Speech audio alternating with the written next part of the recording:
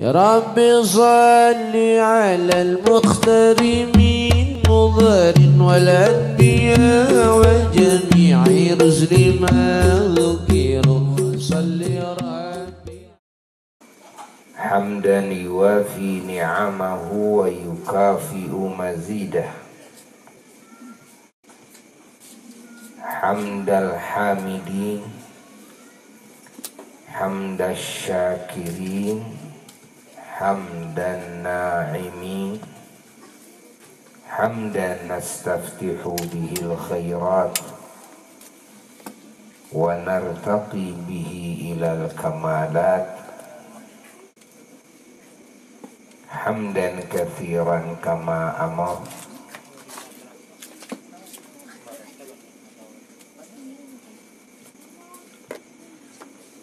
على جميع ما من به علينا وأنعم به علينا وعلى المؤمنين خاصة وعلى العالمين عامة إذ خلق نور نبيه وحبيبه ورسوله سيدنا ومولانا محمد صلى الله عليه وآله وسلم من نوره جل وعلا قبل كل شيء وخلق من نور هذا الحبيب المحبوب سيدنا ونبينا ومولانا محمد صلى الله عليه وآله وسلم كل شيء ثم أظهر جل وعلا هذا النور العظيم سيدنا ونبينا ومولانا محمد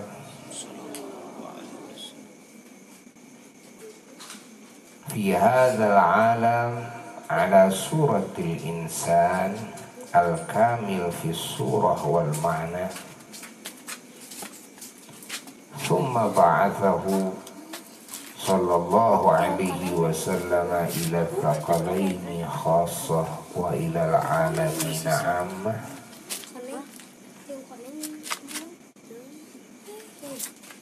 والحمد لله الذي جعلنا من أمة هذا الحبيب الأعظم والرسول الأفخم والنبي الأكرم والإمام المقدم الأقدم سيدنا ونبينا ومولانا محمد صلى الله عليه وآله وسلم والحمد لله الذي اختار حبيبه ونبيه ورسوله وسيد خلقه سيدنا ومولانا محمدا صلى الله عليه وآله وسلم رسولا ونبيا وحبيبا ونورا وفخرا وظهرا لنا وأشهد أن لا إله إلا الله وحده لا شريك له وأشهد أن سيدنا ونبينا محمدا عبده ورسوله وخاتم أنبيائه فلا نبي بعده اللهم صل وسلم وبارك على سيدنا محمد الفاتح لما أغلق والخاتم لما سبق ناصر الحق بالحق والهادي إلى صراطك المستقيم صلى الله عليه وعلى آله وأصحابه حق قدره ومقداره العظيم ولا حول ولا قوة إلا بالله العلي العظيم أما بعد فيا عباد الله أوصيكم بعد أن أوصي نفسي بتقوى الله فقد فاز المتقون وتزودوا فإن خير الزاد التقوى para jamaah sekalian yang sangat dicintai, yang sangat dimuliakan, para pecinta Allah dan Rasulnya Sallallahu alaihi wasallam, para pengagung Allah dan Rasulnya Sallallahu alaihi wasallam, para pemuji Allah dan Rasulnya Sallallahu alaihi wasallam, para pengikut, pengamal, penyebar, pengkaji ajaran Allah dan Rasulnya Sallallahu alaihi wasallam, dan juga hadirin hadirat yang sama-sama berniat mengambil keberkahan bersama-sama dari Sayyiduna wa Maulana Muhammad Sallallahu alaihi wasallam, dan bersama-sama bertawasul kepada Allah, meminta, memohon kepada Allah segala yang kita inginkan demi meraih segala kemaslahatan dunia kita dan akhirat kita semuanya, dengan wasilah junjungan alam Kangjeng Nabi Muhammad Sallallahu alaihi wasallam, yang sama-sama pada saat ini kita mengenal dan mengenalkan sosok makhluk teragung, makhluk tersuci, makhluk terwangi, makhluk terpuji, makhluk tertakwa, makhluk terdepan, terunggul, makhluk yang tersempurna,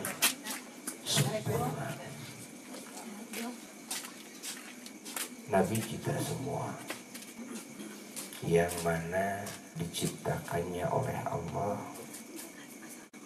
sangat-sangat istimewa,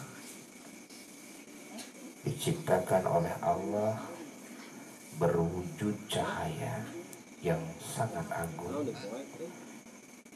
yang Allah ciptakan dari nur Allah yang tidak bisa diserupakan dengan nur makhluk, yang Allah ciptakan sebelum alam semesta diciptakan, dan yang Allah jadikan nur ini sebagai bibit dalam menciptakan seluruh ciptaan Allah yang lainnya, dan yang Allah bahirkan di muka bumi dengan wujud manusia yang paling sempurna di dalam rupanya dan di dalam maknanya, dzatiyahnya dan sifat-sifatnya, jasadnya dan ruhnya, alam zahirnya, alam batiniyahnya, martabatnya, mukjizatnya, keilmuannya, ketakwaannya, dan segenap anugerah yang Allah berikan kepadanya, dan juga kebesaran umatnya, dan juga kesucian, keagungan, kesempurnaan, dan keterjagaan kitab sucinya, dan sunnahnya dan ajarannya sampai hari kiamat,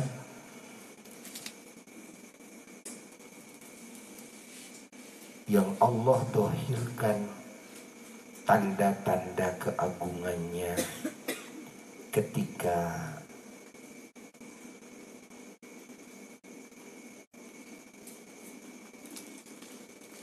mau dilahirkan di muka bumi ini, dan di saat dilahirkannya dan pasca kelahirannya.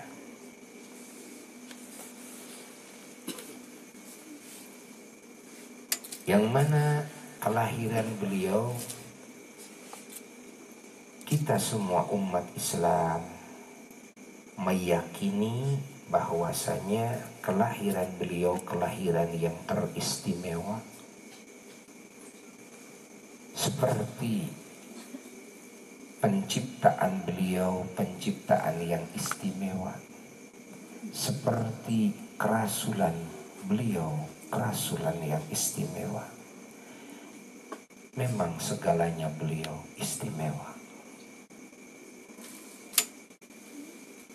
Dan kita semuanya memandang, meyakini bahwa diciptakan beliau, dilahirkan beliau, diutus beliau merupakan anugerah terbesar yang Allah wujudkan di alam semesta. Bukan cuma bagi kita saja sebagai umatnya, tapi bagi alam semesta. Tidak mungkin ada rahmatan lil alamin kalau beliaunya tidak diciptakan. Itu kan? Tidak mungkin ada ajaran yang begitu agung, ajaran Islam, iman dan ihsan kalau beliau tidak diciptakan. Bagaimana mungkin ada derajat para wali, para ulama, para syuhada, para solihin, serendah-rendahnya jadi manusia mukmin muslim kalau beliau tidak diciptakan. Bahwa wasilah keberadaan segala kebaikan dan ketinggian derajat, keterpujian sifat, dan kemuliaan akhlak dan peradaban, dan juga keagungan niat dan pengamalannya, keagungan ucapan, semuanya wasilahnya karena diciptakan, dilahirkan, diutus Nabi kita Sayyiduna wa Maulana Muhammad Sallallahu Alaihi Wasallam. Maka makna kita semua mengagungkan kelahiran Nabi, mengingatnya, maknanya adalah mensyukuri anugerah terbesar, membicarakan anugerah terbesar, mengenal anugerah terbesar, mengenalkan ke publik seluas-luasnya tentang anugerah terbesar. Yang kalau kita syukuri anugerah ini berarti kita mensyukuri wujud semua ciptaan Allah.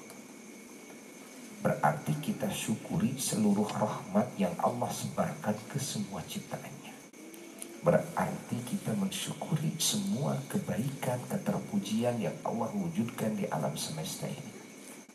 Berarti kita mensyukuri iman dan Islam, ihsan yang Allah anugerahkan kepada semua yang beriman. Bukan cuma kepada iman Islam, ihsan yang Allah anugerahkan kepada kita saja.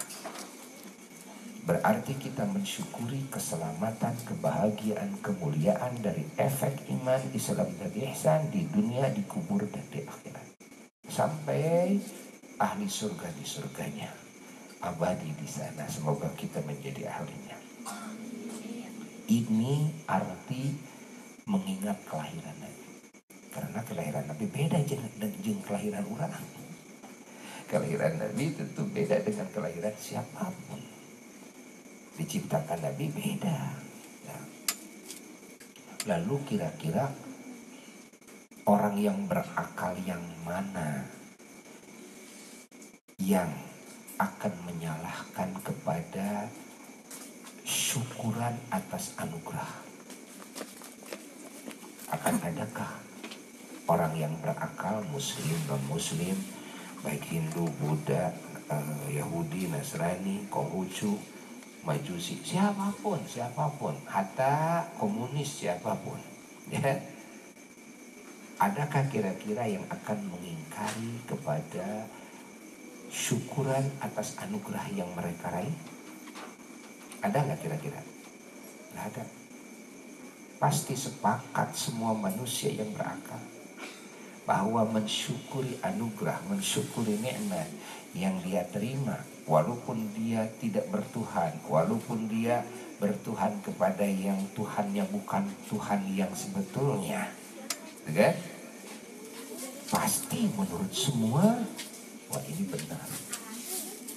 Tidak akan ada beda pendapat. Ya. Paham oleh kita semua. Tidak akan ada yang mempermasalahkan mana si dalilnya, mana si hadis Qur'annya. Mensyukuri nikmat yang kau terima. Orang dapat jabatan syukuran bagus, orang dapat rumah walaupun cicilan, ya, walaupun kecil, ya. Syukuran, undang tetangga, nyembelih kambing, apalagi kalau nyembelih sapi, ya. Bagus, bagus. Nah, orang syukuran sembuh dari sakit, orang syukuran dapat gelar, orang syukuran lulus sekolah, dapat kerjaan yang bagus, dapat jodoh, kan? Orang syukuran punya anak, orang syukuran pijitan anaknya.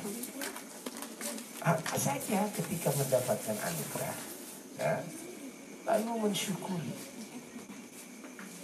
Siapa kira-kira yang menganggap bahwa itu suatu perilaku yang salah? Tidak akan ada beda pendapat dan tidak akan ada orang yang bertanya-tanya tentang dalilnya. Kenapa? Karena itu menurut logika sekilas saja, sebodoh-bodohnya orang pasti akan paham. Mensyukuri anugerah itu adalah suatu perilaku yang sangat baik sekali. Ya. Jadi kita harus pahami yang disebut dengan maulid Nabi. Apa sih maulid Nabi? Sebetulnya yang suka diperdebatkan itu hanya penamaan doang, bukan hakikat. Hakikat tidak akan ada yang beda pendapat. Penamaan maulid Nabi baru diperdebatkan. Tapi kalau berbicara hakikat, apa sih maulid Nabi? Masa ada yang salah dalam maulid Nabi? Orang mengingat Rasulnya, orang memuliakan Rasulnya, orang mengenal Rasulnya sendiri, bayangkan. Kan? Apa ada yang salah? Kan? Orang mendengarkan cerita tentang Rasulnya sendiri, tentang kebesaran Rasulnya sendiri. Apalagi kalau dimaknai maulid ini mensyukuri anugerah terbesar. Apakah kalian sebagai umat Islam tidak memandang diciptakan Nabi kalian, dilahirkan Nabi kalian, diutus Nabi kalian, anugerah terbesar di alam semesta ini? Memandang tidak? Ya? Jangan hees. Memandang tidak? Meyakini bahwa diciptakan Nabi, dilahirkan Nabi di muka bumi ini, diutus Nabi di muka, bukan diutusnya saja, diciptakannya, dilahirkannya, dan diutusnya, itu adalah anugerah bagi alam semesta. Memahami semuanya, meyakini semuanya. Oke. Lalu kita ingin tahu tentang dongengnya gimana, apa ada yang salah, ya? Andai kata muludan itu disebut hanya, wah cuma dongeng belaka umpamanya. Tapi dongeng siapa? Bukankah kita sering nonton TV, yang ditonton oleh kita, yang disimak, yang didengar, yang disaksikan dongeng bohong? Bener enggak? Kebanyakannya dongeng apa? Oh. Mereka mau jualan cerita, ceritanya ngarang sendiri, gitu kan? Mereka dapat duit, kita yang nontonnya sampai bolor mata kita. TV-nya juga kita pegang nganjuk, kita bayar-bayar mereka jual. Nah, bayangkan. Jadi yang menjadi rutin kita, ya, setiap waktu itu cerita beneran, cerita bohong. Cerita bohong, rekayasa, gitu kan? Bahkan berapa banyak film-film yang kita tonton melalui TV, cerita yang kita dengar melalui radio, melalui apa saja di YouTube dan sebagainya. Ingat, itu tidak sedikit yang merusak peradaban, tidak sedikit yang merusak etika yang mulia, tidak sedikit yang merusak iman, tidak sedikit yang merusak hubungan hati dengan Allah Jalla Jalaluhu wahda, yang merusak hubungan hati dengan Rasulullah SAW, yang merusak hubungan hati dengan Quran, dengan Sunnah, dengan ajaran Islam. Dan ini dikonsumsi oleh umat Islam dan tidak ada satupun yang mempermasalahkannya, yang menanyakan hadis Qurannya. Kenapa kamu menonton film? Hadisnya apa? Jawab, tong hes. Baru aja naik panggung sudah hes. Nah, mana hadis Qur'annya? Ada yang mempertanyakan tidak? Pada yang kamu simak, yang kamu pikirkan, bahkan yang kamu cintai, yang kamu senangi adalah sesuatu yang bohong. Apa dikira orang kumpul di majelis maulid itu cerita bohong? Apa dikira mengingat Rasulnya sendiri adalah kesalahan? Hah? Memuji Rasulnya sendiri adalah suatu bid'ah? Siapa yang diingat dalam maulid? Rasulullah. Siapa yang didongengkan? Rasulullah. Siapa yang didengar dongengnya? Siapa yang dipuji-puji? Siapa yang dikenali? Siapa yang dikenalkan? Siapa yang disyukuri? Bid'ah?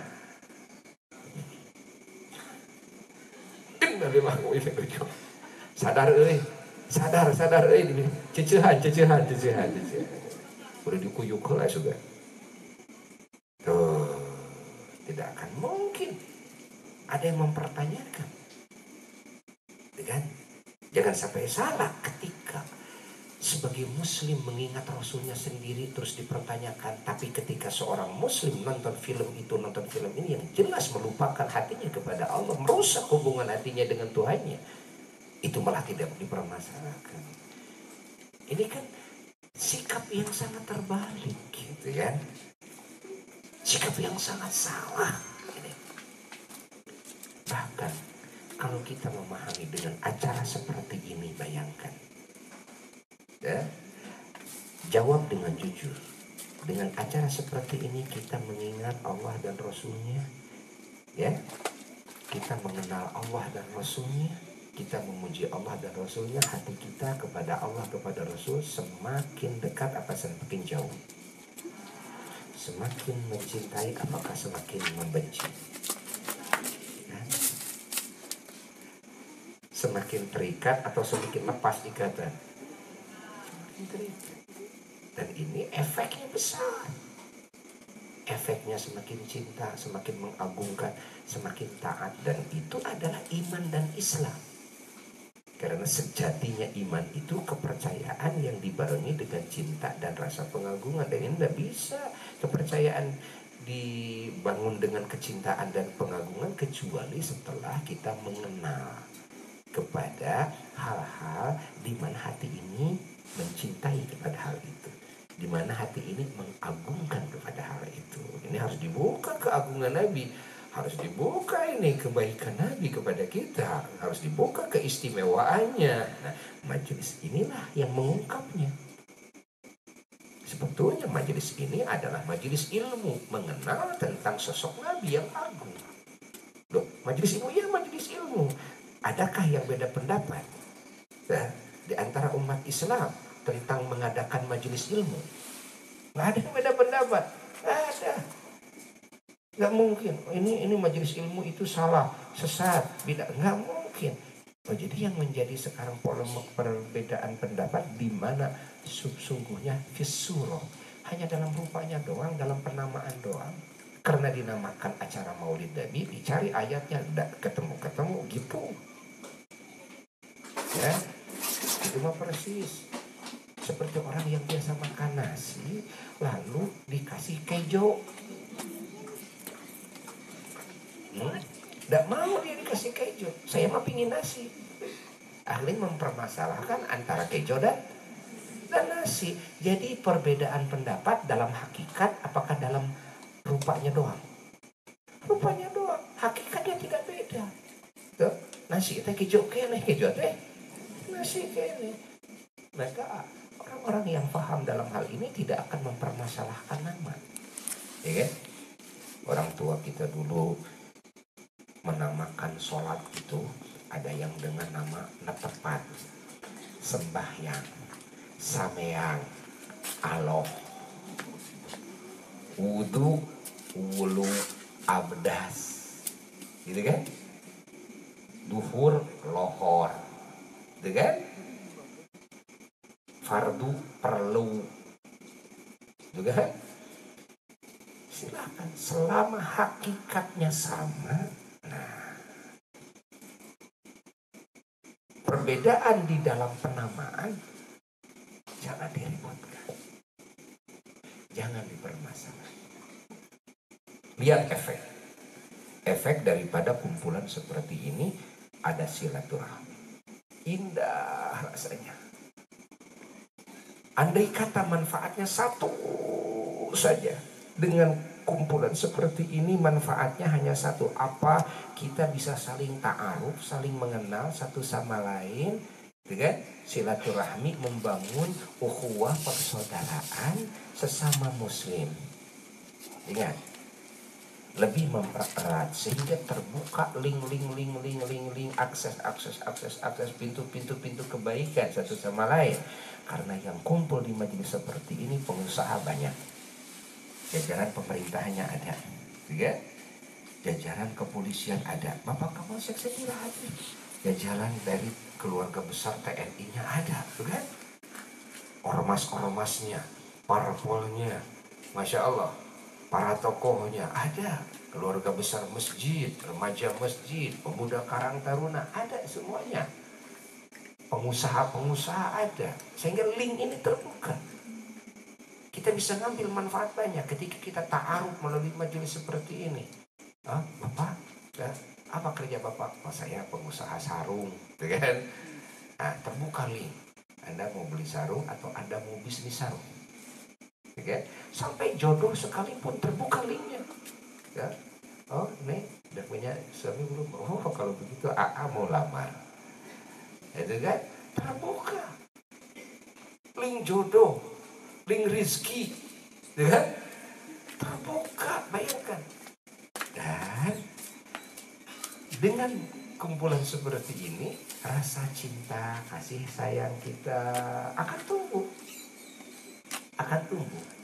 Lalu kita di majelis ini saling doakan. Lalu kita ketika berpisah saling doakan. Lalu kita ketika ada salah seorang yang meninggal dunia, ini ahli pengajian kita, disebutnya juga ini ahli pengajian kita yang suka ikut berkumpul dengan kita, yang suka ikut bareng ngaji dengan kita di majelis ilmu, di majelis zikir bersama kita. Otomatis ada kaitan ingatan hati, gitu kan? Ada perhatian kepada mereka.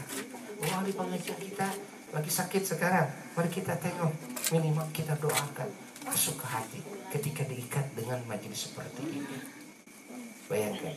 Dan link-link pintu-pintu kejelekan, permusuhan akan tertutup. Kita semua menginginkan punya negeri ini negeri yang aman, negeri yang rukun, dan kerukunan keamanan ini, kan? Apalagi sampai kekompakan tidak mungkin bisa terbangun ketika hati ini tidak merasa dekat. Dan kedekatan hati ini dibangun melalui acara-acara seperti ini, gitu kan? Andai kata hubungan ikatan hati ini dibangun dengan arisan, gitu kan? Dibangun dengan olahraga, dibangun dengan bisnis, dibangun dengan ormas, dibangun dengan parpol, dibangun dengan berbagai kegiatan, itu sudah merupakan hal yang baik dan disepakati oleh semuanya. Bagaimana kalau ikatan hati kita ini dibangunnya di atas iman, diikat hati kita dengan cahaya iman, bayangkan, dengan cahaya Islam, bayangkan, Masya Allah, dibubuhi ilmu dan pemahaman yang baik, digosok tuh dalam hati kita etika-etika yang tercela, dibentuk dalam jiwa kita akhlak-akhlak yang terpuji. Bayangkan, yang ada di hati, Masya Allah, zikrullah, doa, sifat kasih sayang, Masya Allah, akhlak yang mulia yang dilakukan oleh jasad, Masya Allah, indah sekali. Apa tidak indah begitu kita ketemu, datang assalamualaikum, waalaikumsalam, udah doa, saling mendoakan, lalu rangkul-rangkulan, lalu salaman. Masya Allah, itu amalan yang baik enggak? Yang baik dong. Raut wajah yang sembringah, aduh menyenangkan, hilang stres di rumah. Hanya dengan duduk di majelis seperti ini, baru ketemu sama saudara-saudara kita muslim yang lainnya, hilang stres di rumah. Masya Allah. Dan jangan dikira stres akan datang lagi. Tidak. Kenapa? Karena setiap orang hadir di majelis ilmu, berdoa bersama, maka keberkahan dari iman masing-masing, Islam masing-masing, ihsan masing-masing, ilmunya, akhlaknya, niatnya, amalnya, kalimat thayyibahnya, wiridnya, Qur'annya, sholawatnya, doanya, semua akan menyingkirkan segala keburukan dari hati kita, menyingkirkan penyakit-penyakit hati, menjauhkan musibah. Stres ini bisa hilang terus. Beda dengan ketika stres, saya jogging aja di kafe, saya mabuk saja. Mau apa? Mau hilang stres, ya? Itu cara satu akan mengembalikan lagi kepada stres yang semula, kedua akan menambah beban stres dengan cara seperti itu, ya. Tapi dengan cara seperti ini hilang stres kita dan insya Allah setelahnya akan terus hilang. Setidaknya mengurang. Stres itu mengurang. Apa hubungannya majelis seperti ini kok bisa menghilangkan stres yang ada di rumah, sementara stres saya dalam urusan ekonomi, stres saya dalam urusan rumah tangga, stres apa hubungan? Innalillahi wa inna ilaihi raji'un. Sesungguhnya yang mengatur kehidupan makhluk ini Allah. Ya, ketika kita menghadapkan hati kepada Allah, kembali kepada Allah, nanti siapa yang merubah? Allah. Kalau penatnya Allah yang menentukan, nanti senangnya juga, bahagianya Allah yang menentukan. Kita ini ada dalam majelis ketaatan kepada Allah. Kita ini adalah ada dalam majelis mengingat Allah, mengagungkan Allah, mengenal kebesaran Allah. Lihat, walaupun disebutnya ini Maulid Nabi, kita mengarah kepada mengenal kebesaran Nabi. Tapi kan kita yakin tidak mungkin Nabi besar tanpa dibesarkan oleh Allah. Kebesaran makhluk menunjukkan kepada kebesaran siapa? Ya Kholiknya. Kehebatan makhluk menunjukkan kepada kehebatan siapa? Ya Kholiknya. Semakin kita mengenal kehebatan yang diciptakan, maka semakin kita mengenal kehebatan yang menciptakan. You understand? Are you the best crazy? You has, you dulu, you balik.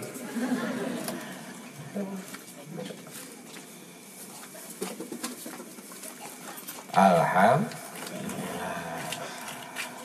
Tuh banyak air di depan.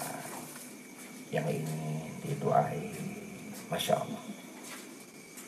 Bagaimana yang tidak bawa air? Karena cara untuk berdoa yang Nabi contoh itu banyak. Kalau kita ungkap hadis dari mulai hadis Sahih Bukhari, hadis Sahih Muslim, hadis Sahih Abu Dawud, Imam Nasai, Imam Tirmidzi, Imam Ibnu Majah, Imam Malik bin Anas, Imam Bazzar, Imam Baihaqi, Imam Ahmad, banyak kali hadis. Begitu diungkap kita menemukan Nabi cara mendoakan itu macam-macam ternyata. Ada yang Nabi itu berdoa dengan menundukkan wajahnya, memusatkan hati kepada Allah, khusyuk. Kadang Nabi berdoa mengangkat tangan, kadang tangannya di sini, kadang tangannya di atas. Kadang Nabi mendoakan itu dengan ditiup. Kadang Nabi itu mendoakan dengan melalui air. Kadang Nabi mendoakan dengan diusap. Kadang Nabi doakan dengan memakai ludah air liur. Sekarang sampai sekarang 150 km dari Mekah ada sumur namanya sumur Tuflah. Apa arti Tuflah? Tuflah itu gini. Nah itu. Ini Tuflah. Rasulullah tafala fihi, Rasulullah meludah sedikit di sumur tersebut. Jadi sumur itu dulu ketika para sahabat kumpul di sana, itu sumur semuanya asin banget. Asin banget semuanya. Sahabat laporan kepada Rasulullah, ya Rasulullah, sumur semuanya asin. Rasulullah sementara kumpul dengan sahabat di sana. Lalu Rasulullah SAW mendatangi salah satu sumur, lalu diludahin dari atas. Seketika jadi tawar. Sampai sekarang, Buya udah beberapa kali ke sana minum dari air sumur itu. Masya Allah. sehingga disebut sumur tuflah yang pernah diludahi oleh Rasulullah SAW. Bayangkan air laut jadi tawar, bayangkan dengan ludahnya Rasulullah SAW. Masya Allah, tabarakallah. Allah, Allah, Allah, Allah, Allah, Allah, Allah. Ini cara macam-macam. Ada seorang sahabat datang kepada Rasulullah SAW. Beliau mau berdakwah di satu negara, lalu minta barokah doa dari Nabi. Apa yang dilakukan oleh Nabi? Lalu Nabi mengambil wadah, lalu Nabi wudhu di hadapan sahabat tersebut, lalu air wudhunya diwadahin di wadah itu, lalu dikasihkan ya, ke sahabat itu di mangkok. Bawa ini air oleh kamu, nanti sampai ke negerimu, lalu siramkan di tanah, bangunkan masjid di sana. Ya Rasulullah, kami kan jauh, saya jauh, dan musim panas lagi, baru beberapa kilo air bisa habis. Lalu Rasulullah menyuruh sahabat itu menambah lagi di perjalanan. Akhirnya pulanglah sahabat itu bawa air itu. Mau habis tambah lagi, mau habis tambah lagi.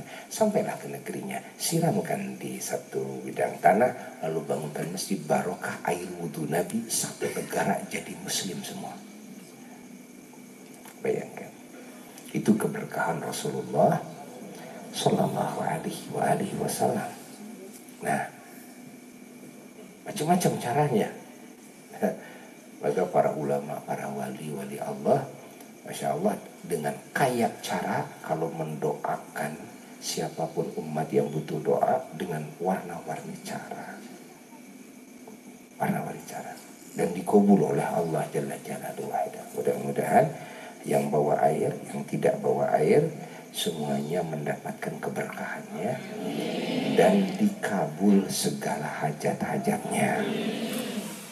Ya, kita mendapatkan ampunan Allah, segala dosa kita diampuni Allah, semua aib kita ditutupi Allah, derajat kita ditinggikan oleh Allah, dari segala kejelekan, fitnah, musibah dijauhkan oleh Allah, dan juga ditetapkan iman Islam kita, sehingga sampai di saat kita kembali dari dunia kepada Allah ada dalam kesempurnaan iman dan Islam yang disebut husnul khotimah, tingkat tinggi. Dan pada akhirnya nanti pada hari kiamat kita memohon melalui majelis seperti ini supaya mendapat syafaat dari junjungan alam Rasulullah SAW. Ini yang kita harapkan, ya, ini yang kita harapkan. Kita berusaha ingin selamat dengan mengkaji ilmu Nabi, dengan mengamalkan, dengan mendakwahkan. Namun kita juga sadar karena kita manusia banyak salah, gitu kan? Kita juga sadar amal ibadah kita itu banyak yang jeleknya, gitu kan? Lalu banyak melakukan kesalahan dalam ibadah, tuh dalam sholat hati tidak bisa khusyuk atau khusyuk hanya dalam waktu yang singkat-singkat dalam sholat ini, gitu kan? Nah, belum lagi banyak kejelekan kepada sesama. Akhirnya habis pahala ibadah ditransferkan oleh Allah ke rekening orang yang kita jelek-jelekin, orang yang kita jaliri, orang yang kita zalimi dan sebagainya. Tuh. Terus dari mana kita selamat? Nah, ada satu lagi yang kita dambakan ketika Nabi kita SAW mau menolong kita nanti yaumul qiyamah. Ingat, yang disebut dengan syafaat adalah pertolongan. Loh, kok ada pertolongan makhluk nanti pertolongan manusia? Bukankah semua pertolongan Allah? Betul, hakikatnya pertolongan Allah, tapi wasilahnya Allah memberikan wewenang jabatan kepada Nabi kita SAW untuk bisa menolong yang lainnya. Ini yang disebut dengan syafaat. Nah, dan beliaulah yang pertama kali menolong. Dan dengan pertolongan beliau, maka seluruh nabi dan seluruh rasul dan semua para ulama, para wali, para syuhada bisa menolong lagi kepada yang lainnya. Lahirlah syafaat para nabi nanti, syafaat para rasul, ada syafaat para wali, ada syafaat para ulama, ada syafaat para syuhada. Maka lahir sabda Rasulullah Sallallahu Alaihi Wasallam, yashfa'u yaumal qiyamah thalatha. Nabi bersabda, nanti pada hari kiamat yang nanti akan menolong yang lain, yang bisa menolong yang lain ada 3 kelompok kata Nabi. Yang pertama al-anbiya, para nabi dan beliau sendiri imamnya. Yang kedua tsummal ulama, para ulama. Yang ketiga summa syuhada, para syuhada, orang-orang yang mati syahid. Ini nanti yaumul qiyamah bisa menolong yang lain. Maka kita harus merapat kepada para wali, merapat kepada para ulama, itu kan. Harus rajin menghadiahkan Fatihah kepada orang-orang besar, itu kan, agar kita dikenal oleh mereka. Oh, ini yang suka ngirimin Fatihah sama saya. Oh, kamu ya. Sini gitu. Ya, nanti kita dipanggil, nanti kita digabungkan oleh mereka dengan mereka, pada akhirnya kita mendapatkan keselamatan. Nah, ini yang kita harapkan ya. Mudah-mudahan melalui majelis seperti ini mendapatkan segala kebaikan dunia dan akhirat. Alhamdulillah, alhamdulillah, alhamdulillah. Jadi faham bab maulid itu, faham? Oh, gitu. Jadi kalau orang mengenal hakikat muludan, pasti akan memandang muludan itu baik sekali. Pasti. Saya mah bukan cuma muludan, saya mah itu kan arisan juga baik. Menurut saya mah gitu kan, bukan cuma muludan. Kita bersaudara melalui olahraga, saya mah baik kok. Apalagi berukhuwah melalui Masya Allah, zikir bersama, doa bersama, mengenal sosok Nabi yang agung. Masya Allah, tentu pasti kalau melihat hakikat, ya kan, makna yang terkandung dalam acara seperti ini, tuh pasti semuanya tidak akan ada yang beda pendapat. Ya, makanya para ulama-ulama besar, ahli tafsir, semuanya sepakat menganggap dan menanggapi acara Maulid Nabi ini adalah acara yang sangat baik sekali. Nah, acara seperti inilah yang terus mengikat hubungan hati umat dengan Rasulnya. Acara seperti ini, ingat. Ya, kalau cinta kepada Nabi mah ya sudah saja, langsung melakukan perintahnya saja, menjauhi larangannya saja, amalkan sunnah. Oh, jelas. Jelas, karena tidak mungkin orang yang mengamalkan maulidan meninggalkan sunnah Rasul. Justru acara maulid ini adalah upaya supaya hati semakin cinta, dari cinta akan dengan enak dan dengan legowo mengikuti sunnah Rasul. Tidak merasa terpaksa kalau sudah cinta mah. Urang ge geuningan geus cinta amanya kukurusukan hujanan. Ya. Bener teu? Karena apa? Cinta, ada yang cinta bola sampai kehujanan, sampai kepanasan. Indah. Itu kan, pengorbanan akan menjadi keindahan ketika pengorbanan di atas cinta. Gitu kan? Sahabat Nabi sampai mati di medan perang merasa indah. Kenapa? Ya pantesan lah. Kenapa? Di atas cinta. Kita mau ke masjid aja, Masya Allah, si Ganu Rengko di suku teh digusur gitu. Sigaretnya berdoa setum. Padahal berapa puluh meter ke masjid. Susah deh kaki masjid ini. Kenapa? Karena hati belum cinta. Jawabannya ringkas. Bukan saya tidak tahu, gitu kan? Saya tahu itu masjid itu tempat yang mulia. Saya tahu berjamaah itu. Saya tahu, tapi belum cinta. Kalau sudah cinta, nonton film sampai subuh, oke. Dan wah, bahagia. Harus beli kacang Garuda, datangkan. Udah habis 5 bungkus. Pengorbanan yang banyak, waktu yang begitu banyak. Kalau demi yang dicintai jadi masalah enggak? Bahkan jadi kesenangan ya. Kenapa? Ada yang cinta jujur, Pak Kapolsek. Banyak itu cerita, ibu-ibu banyak yang yang curhat, suaminya menghilang. Menghilangnya tidak tanggung-tanggung sampai seminggu. Itu sering lagi, kan? Gara-gara apa? Gara-gara dia kawin lagi sama jujur, sama Usep. Masya Allah, Masya Allah. Ya, orang yang senang Usep itu sebetulnya bukan senang ikan. Tanyakan, bener nggak? Ini hobi Usep aja. Aduh, indah di mana mangi kurunyud. Nah, jadi kurunyud aja. Kurunyud. Ini sudah dapat ikan malah dikasih ini bagiin tetangga. Itu kan? Hobi gitu kan. Jadi kita ini kepada ilmu belum hobi, kepada ibadah belum hobi, ya kan? Sholat belum hobi, tahu ini kewajiban tapi belum hobi. Kepada Quran belum hobi, kepada salawat belum hobi, jadi kita sesungguhnya sudah tahu itu kebaikan, cuma kita belum mendapat rezeki apa? Hobi. Maka di majelis seperti ini kita meminta kepada Allah. Dan harus meminta kepada Allah, merengek, menangis, ya Allah. Ya Allah, Allahumma rizukna hubbak.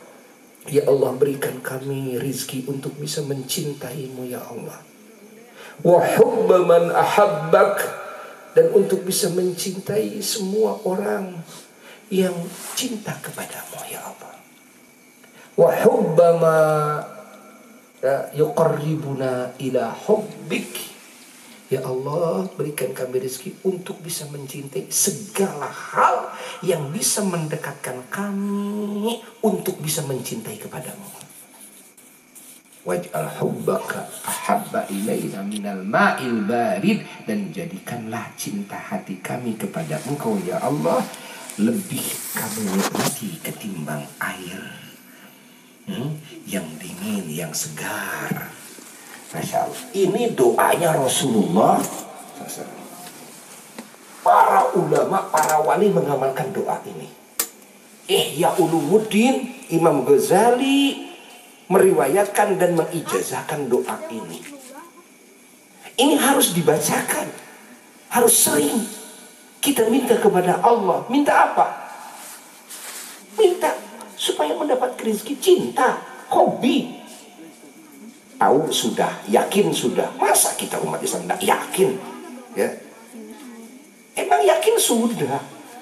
Namun hobi belum.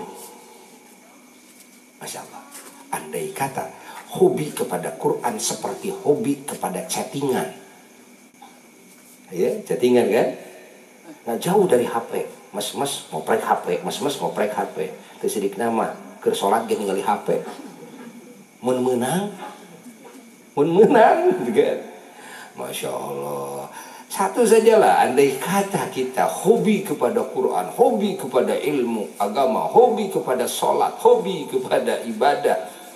Masya Allah. Seperti hobi kepada HP, wah sudah tebis iman yang hebat. Ya. Atau seperti hobi kepada bola, atau seperti hobi kepada film, atau seperti kepada hiburan, gitu kan? Jadi masalahnya sekarang umat Islam itu setelah punya keyakinan dan pengetahuan kepada kebenaran, tinggal apa? Hobi.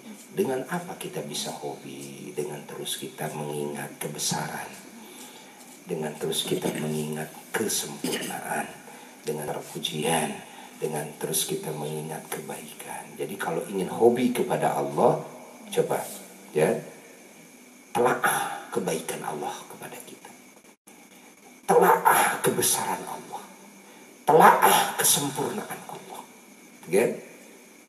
Karena kalau tidak begitu, sampai kapanpun hati tidak bisa hobi. Yakin sih yakin, tapi tidak bisa hobi, ya. Begitu pula kepada Rasul. Saya ingin hobi kepada Rasul itu.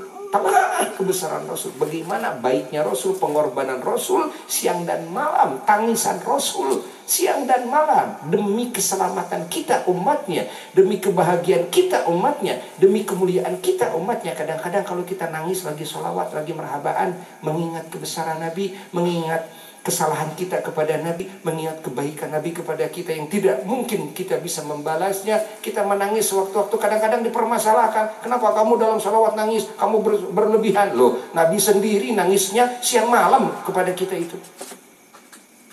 Nah, kita menangis sewaktu-waktu kepada Nabi kok dipermasalahkan. Nabi mah menangisi kita siang malam, mendoakan kita siang malam, bayangkan. Faham? Eces, ece? Nini harta sentuh. Alhamdulillah. Jadi kita ini sedang mengingat siapa? Nabi. Apakah tiap hari mengingat Nabi? Apakah tiap hari tidak seperti ini mengingat Nabi? Apakah tiap minggu? Apakah tiap bulan? Ingat, Nabi mah mengingat kita, mendoakan kita tiap detik dan menit. Maka jangan merasa kita muludan lagi. Kemarin saya muludan, sekarang muludan lagi. Kok kebanyakan muludan? Muludan itu mengingat Nabi. Nabi mah mengingat kita setiap detik dan menit. Eces, ulah asapang akang na minang muludan teh. Ulah asapang akang na, wah pang akang na gitu. Tuh orang bisa muludan tuh mencit no. Ulah asapang akang na gitu kan. Dan Rasul mah mengorbankan segalanya demi kita, menangisi kita, mendoakan kita, mengingat kita, berjuang untuk menyelamatkan kita, mensucikan kita, meninggikan derajat kita, memintarkan kita. Wah, pokoknya segala kebaikan tuh Rasul tumpahkan demi kita. Ay kita demi Rasul naon, gitu kan? Coba. Masya Allah, tabarakallah. Ayo demi filmnya orang teh, Masya Allah. Ayo demi bola, demi KBBH kan, ya. Ada yang demi jagoan. Kan kalau ada jagoan calon anggota dewan, jagoan calon lurah, jagoan calon bupati, calon gubernur. Tidak sedikit yang habis-habisan. Ingat, habis-habisan. Coba, demi Allah Tuhan kita sudah menghabiskan apa kita. Demi Rasul Nabi kita sudah menghabiskan apa kita. Sudah berkorban apa. Orang mah tong boro kitunya demi inung oge acan ngagarong we tuluy ka inung teh. Ngagarong we tuluy ka inung. Ya. Urang mau boro-boro demi Rasul, demi inung ge. Ukur jadi garong ka inung teh, nepi ka kolot eta kitu teh. Dimudak gitu teh. Masya Allah, Masya Allah, Masya Allah. Semoga melalui majelis ini Allah memberikan rezeki kepada kita semuanya, taufik hidayah yang sempurna, kecintaan kepada Allah, kecintaan kepada Rasulullah SAW, kecintaan kepada semua kekasih Allah, kecintaan kepada semua makhluk yang mencintai Allah, kecintaan kepada segala hal yang mendekatkan kita kepada Allah, yang menjadi sebab kita bisa mencintai Allah dan Rasulnya, dan segala yang wajib kita cintai. Ketika cinta tumbuh di hati kepada Allah dan Rasulnya dan kepada segala yang wajib kita cintai, maka kita akan bersatu dengannya, kita akan bersamanya, seperti yang dijanjikan oleh Rasulullah SAW dalam hadis sahihnya, yuhsyarul mar'u ma'aman ahab. Nanti pada hari kiamat orang akan dikumpulkan dengan siapa yang ia cintainya. Ya, cinta kepada Rasul kumpul dengan Rasul. Ya, cinta kepada para kekasih Allah ya kumpulnya dengan para kekasih Allah. Tuh. Cinta karena genderuwo, karena pocong. Nah, gitu ya.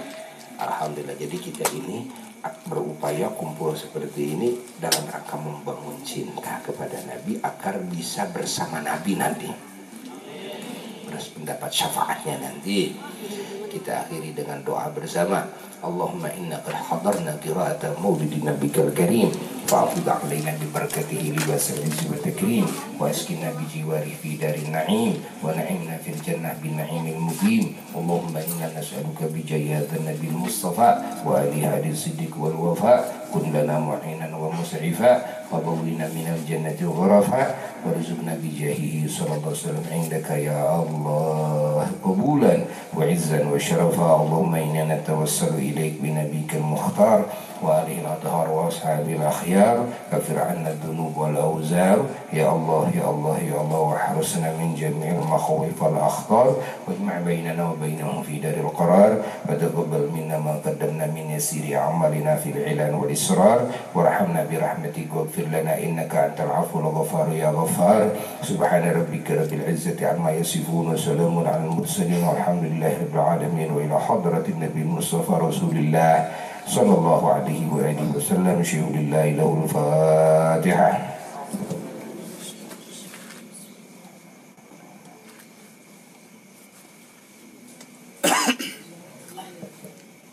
Terima kasih banyak kepada para panitia, keluarga besar, madrasah, majlis ta'lim, ikhwanul iman, kepada para sesepuh, kepada guru-guru kita, kepada aparatur pemerintah daerah, kepada keluarga Banser, dan juga pemuda Karang Taruna, dan semua yang ikut andil dalam mensukseskan acara yang agung ini.